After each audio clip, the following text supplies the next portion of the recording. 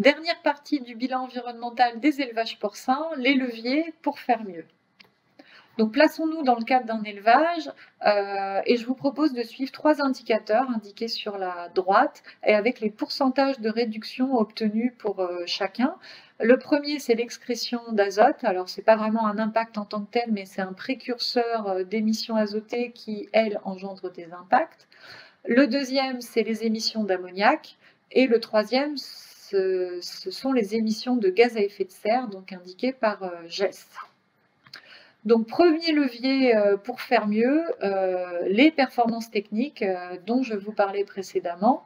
Celles-ci, quand elles sont améliorées, permettent de consommer moins d'aliments. Donc, moins d'aliments, c'est moins d'impact lié à ces aliments. Et puis, moins d'aliments, c'est souvent moins d'azote ingéré, moins d'azote rejeté, donc moins d'émissions ammoniac, donc moins d'émissions de gaz à effet de serre et d'ammoniac. Ces performances techniques ont déjà été fortement améliorées ces 20 dernières années, puisqu'on est passé d'un indice de consommation globale de 3,16 à 2,83. Donc en 2016, on consomme 2,83 kg d'aliments par kilo de croix. Ce progrès-là a permis, comme vous le voyez sur la droite, de réduire d'à peu près 20% l'excrétion azotée et donc de bénéficier de réductions pour l'ammoniac et les gaz à effet de serre. Deuxième levier, travailler sur l'alimentation et ajuster celle-ci aux besoins des porcs. Donc ça permet d'avoir moins d'azote ingéré, donc moins d'azote rejeté, donc moins d'émissions d'ammoniac.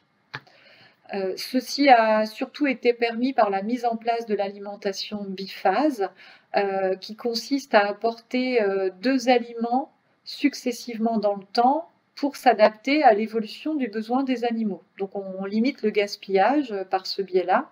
Et donc cette bonne pratique qui est largement diffusée et appliquée dans les élevages porcins aujourd'hui a permis une réduction supplémentaire de l'excrétion de 10% et donc des émissions d'ammoniac et gaz à effet de serre associés. Pour aller plus loin, il est possible de passer à une alimentation multiphase. Donc, au lieu d'avoir 2 aliments, on va avoir plus d'aliments que ça qui vont se succéder dans le temps et donc permettre un ajustement plus proche de l'évolution des besoins des porcs représentés sur la courbe et donc moins d'excès. Et cette alimentation multiphase peut également être appliquée individuellement à chaque porc. Donc des mesures sont réalisées sur chacun d'eux et avec une stratégie alimentaire qui va s'adapter au fil du temps à chacun d'eux. Donc avec ces bonnes pratiques, on peut encore donc réduire l'excrétion azotée et également les émissions d'ammoniac et de gaz à effet de serre associées. On peut également jouer sur la formulation des aliments. Donc là, on ne va pas tellement parler de matière azotée totale, mais plutôt de qu'est-ce qui va rentrer dans cet aliment, du blé, du maïs, du tourteau, etc. Et donc, si on choisit des matières premières plus écologiques, on aura au final des aliments avec moins d'impact et donc moins d'impact du porc. On peut le faire avec une production d'éco-aliments, puisqu'on a les impacts de tous les intrants alimentaires. Donc finalement, un fabricant, il peut décider d'aller choisir plus de coproduits de blé, plus de protéagineux.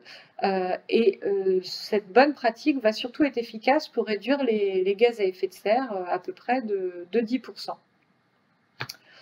Autre façon de procéder, on ne change pas tellement la formulation des aliments, mais on va remplacer le tourteau de soja brésilien moyen par un tourteau de soja garanti non associé à la déforestation. Donc c'est ce qu'indique le graphique ici représenté, où les impacts du tourteau de soja brésilien moyen sont exprimés en base 100, enfin c'est le trait noir à 100%. Et le tourteau de soja brésilien qui n'est pas associé à la déforestation ou des tourteaux de soja produits en France, on voit qu'ils permettent nettement de réduire l'impact changement climatique de plus de 50%. Donc ça, c'est une autre façon de faire pour apporter aux animaux un aliment plus écologique. On peut également jouer sur la gestion des déjections au niveau du bâtiment, en traitant l'air ou en les évacuant plus fréquemment et en les associant à des stockages couverts. Donc ça peut être un raclage en V au niveau du bâtiment, ça peut être du lavage d'air en sortie de bâtiment, une couverture de fosse sur l'unité de stockage extérieur, et puis l'utilisation, pour finir, d'un pendillard qui va apporter les effluents directement au sol. Toutes ces pratiques-là sont très efficaces sur la réduction des émissions d'ammoniac, mais également indirectement un petit peu sur les réductions de gaz à effet de serre. Le fait d'avoir collecté ces déjections au bâtiment nous permet aussi d'envisager de les envoyer vers une unité de méthanisation, où là, du coup, on va stimuler l'émission de méthane et puis convertir cette émission en émission de dioxyde de carbone, beaucoup moins impactant sur le changement climatique, par le biais donc de la cogénération, et produire de l'énergie renouvelable qui peut être utilisée en partie pour l'élevage.